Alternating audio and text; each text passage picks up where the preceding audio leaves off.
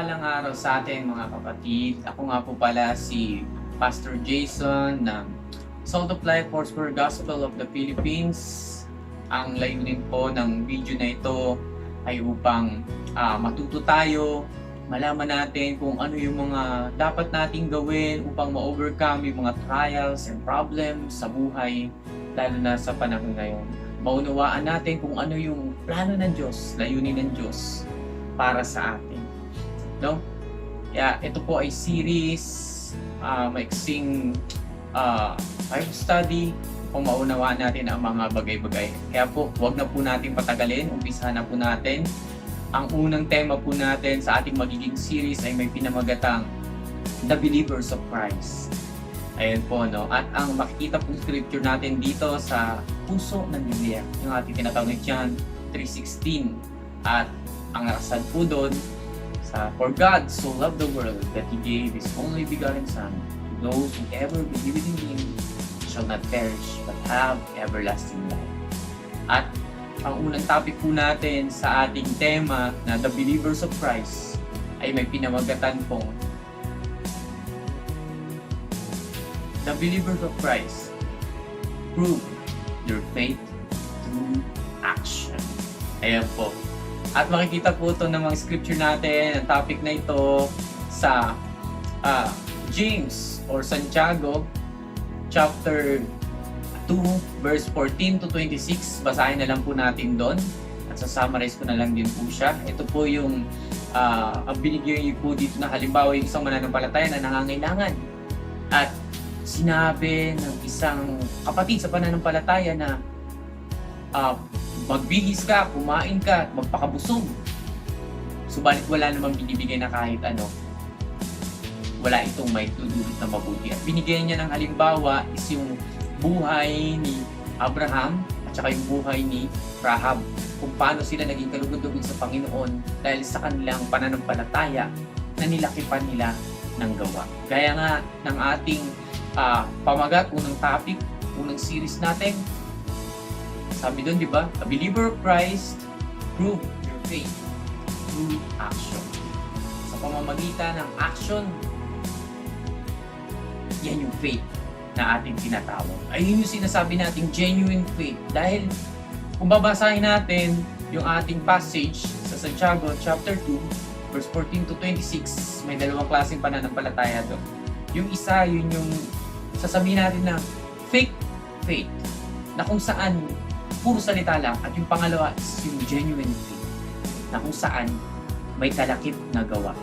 Nga, tatlong bagay po yung ating pag-uusapan. No? Tatlong bagay, tatlong dahilan kung bakit dapat na pinoprove natin through our action yung ating faith. At unang-unang pong dahilan doon is mababasa po natin sa Hebrews chapter 11 verse 6. Sinasabi po doon, hindi maaaring kalugdan ng Diyos ang walang pananampalataya sa Kanya. Which means dito, sinasabi na yung ang pananampalataya natin ay yung nagiging dahilan kung ba't kinalulugdan tayo ng ating Diyos. No? At without it, malabong kalugdan tayo ng ating Panginoon. No? Dahil nga tayo mga tinatawag na believers of Christ, it is ironic that wala tayong faith. Di ba? Dahil ang content ng believing, ang content ng faith is believing. Kaya nga tayo tinawag na believers of Christ. Kaya nga, dapat na meron tayong pananampalataya sa ating Panginoon. At yun, sabi dito, to prove it, dapat meron tayong gawa. Gaya nga na balikan natin sinabi kanina, because the genuine faith has an action. Kaya, ibig sabihin, kung ang ating pananampalataya ay walang kalakip na gawa, puro lamang salita, gaya nung unang panahon ng mga Pariseo, kaya nga pumunta ang ating Panginoon dito, may sinasabi ang Panginoon sa Acts verse 2, nung time na nagsalita na si Pedro, no? Sinasabi doon na ang pagsamba, papuri nila ay walang kabuluhan sapagkat sa labi lamang ito nagmumulat, hindi sa kanilang mga puso. No? Puro salita lang, walang gawa. Hindi naman ito nakikita sa kanilang buhay. At hindi ka nalulugdan ng Diyos. Ang ganong klaseng pananampalataya, yung pananampalatayang walang kalakip na gawa. Kaya nga, ito yung isa sa napakahalagang part, no, ng ating buhay bilang mga mananampalataya, bilang believers of Christ, that our faith, no, prove through action. Dahil hindi nalulugod ang Diyos sa salita lang. Nalulugod ang Diyos sa ating mga gawa. Yan po yung unang dahilan kung bakit kailangan natin i-prove o dapat natin i-prove ang ating pananampalataya because hindi nalulugod ang Diyos sa mga peking pananampalataya. Nalulugod ang Diyos sa mga tao na gumagawa. Ayun po. At ang pangalawa pong dahilan kung bakit dapat na i-prove natin through our action yung ating faith o yung ating pananampalataya. Ito po ay mababasa natin sa Matthew chapter 5 verse 13. Kung ang alat o kung ang asin ay mawala ng alat, wala na itong kabuluhan. Ito ay tatapakan lamang ng mga tao. Anong ibig sabihin nito mga kapatid? Ang pangalawang dahilan kung bakit dapat prove natin through our action ang ating pananampalataya. Dahil hindi tayo paniniwalaan ng mga tao kung sinasabi natin tayo mananampalataya, tayo yung mga Kristiyano, subalit hindi naman nakikita sa ating buhay, hindi naman nakikita sa ating action ang ating pananampalataya. Iisipin lang sa atin ng mga tao, salita ka na magbago na, ikaw ba nagbago na? Wala namang nagbago sa'yo. Kristiyano ka pala? Kasi hindi halata sa buhay mo. Yung mga ganung klaseng salita, ito ay sampal sa atin bilang mga mananampalataya. Kaya nga napakahalaga na i-take action natin yung ating pananampalataya. Na kung sino tayo sa loob ng simbahan, maging paglabas natin sa simbahan, still the same. Yung pa rin ang makikita sa ating buhay. No? At sa gayon, matupad yung sinasabi sa Matthew chapter 5, verse 6. Matthew chapter 5 verse 16, sinasabi doon that let your light so shine before men that they may see your good works and glorify your Father which is in heaven. They will glorify our Father which is in heaven.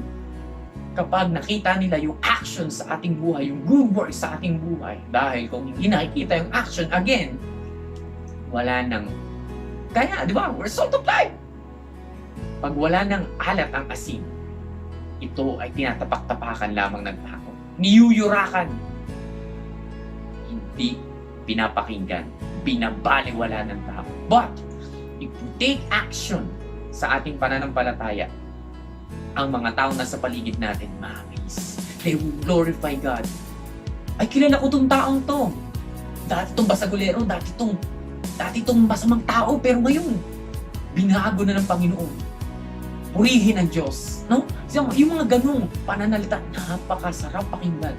Nakakataba ng puso. No? Kaya nga, napakahalaga na yung pananampalataya natin ay sinasamahan natin ito. And that is the genuine faith. At yun po yung pangalawang dahilan. At ang pangatlo po, ang huli, our labor is being paid. Walang sense, walang saysay ang ating pinagagagawa sa loob ng simbahan kung hindi natin o kung hindi tayo nag-take action sa ating pananampalataya. Gaya ng sinabi kanina, kung Kristiyano lang tayo sa loob ng simbahan na paglabas natin, hindi na tayo Kristiyano, we're wasting time. Walang kabuluhan ng ating ginagawa. Mas mabuti pang magpakasaya na lang tayo sa buhay. Mas mabuti pang gawin na lang natin kung ano yung mga gusto natin. Huwag na natin sundin o gawin yung pinapagawa sa atin ng Panginoon. Huwag lang tayo maglingkod sa Panginoon. Kung gayon din naman, kung ang ating pananampalataya walang kalakip na gawa, dahil lahat ng yun ay wala namang saysay. Dahil nga, gaya ng nasusulat, no? Gaya ng nasusulat sa Matthew 7:21, hindi lahat na tumatawag sa akin ng Panginoon, Panginoon ay makakapasok sa kaharian ng langit, kundi yun lamang mga sumusunod sa kalooban ng aking Ama. Kung hindi natin o kung hindi tayo nag-take action sa ating pananampalataya, makakapilang tayo dun sa sinasabi sa verse na yun. Sinasabi nila na Panginoon, Panginoon.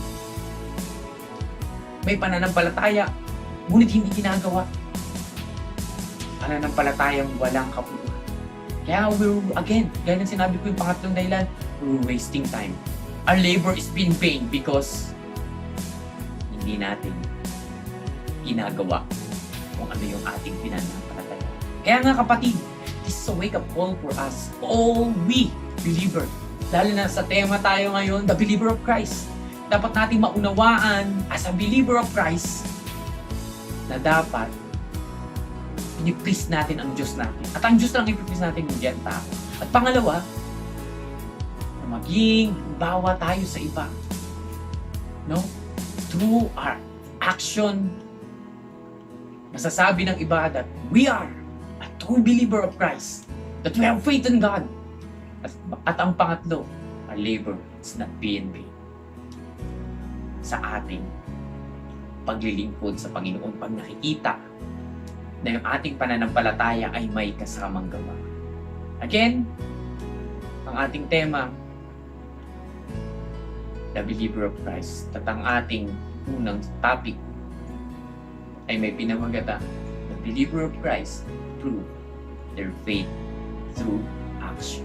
Kaya nga kapatid, bilang mga tinatawag na believer of Christ, patunayan natin sa gawa ang ating pananampalataya. Nawa po, maging wake up call sa atin ito. Hindi lang tayo basta mananampalataya sa salita. Kung hindi tayo ay mananampalataya sa gawa. Isang mapagpalang araw po muli sa bawat isa at salamat sa pagkinig sa salita ng Panginoon. Kita-kita po tayong muli sa susunod na video. God bless us all.